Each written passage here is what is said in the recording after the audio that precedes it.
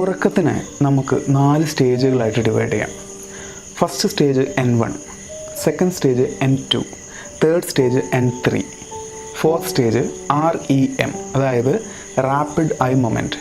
ഈ non rapid I മൊമെൻറ്റിനെയാണ് N1 എന്ന് വിളിക്കുന്നത്, അതേപോലെ തന്നെ N2, അതേപോലെ തന്നെ N3. ഇത് റാപ്പിഡ് ഐ മൊമെൻ്റ് ആകുമ്പോഴാണ് REM എന്ന് വിളിക്കുന്നത്.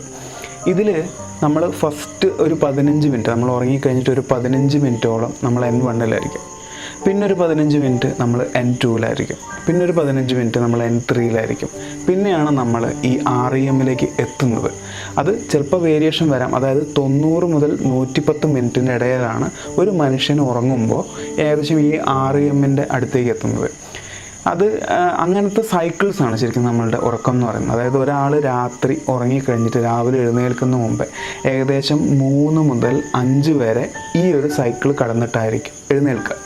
ഈ REM-ൻ്റെ ഒരു പ്രത്യേകത എന്താണെന്ന് വെച്ച് കഴിഞ്ഞാൽ, ആ സമയത്ത് നമ്മൾ ഡേ ലൈഫിൽ, അതായത് രാവിലെ എത്രത്തോളം ആക്റ്റീവാണ് ബ്രെയിൻ, അതേപോലെ തന്നെ ആക്റ്റീവാണ് ഈ സമയത്തും. ആ സമയത്താണ് നമ്മൾ ഏറ്റവും കൂടുതൽ സ്വപ്നങ്ങൾ കാണുന്നത്, ഈ REM എന്ന് പറയുന്ന സ്റ്റേജിൽ.